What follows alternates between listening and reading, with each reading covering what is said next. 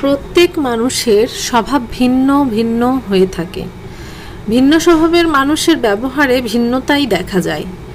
জীবনে চলার পথে নানা রকমের মানুষের সাথে মিশতে হয়।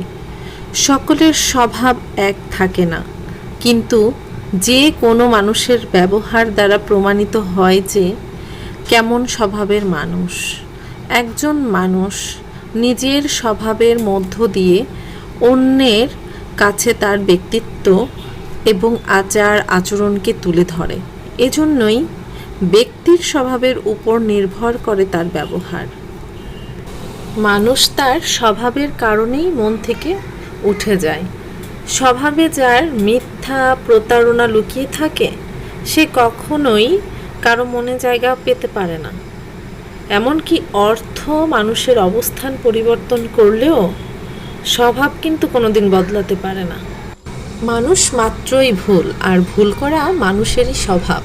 ভুলকে যদি স্বভাবে পরিণত করো, তবে তুমি কিন্তু মনুষ্যত্বকেই হারিয়ে ফেললে।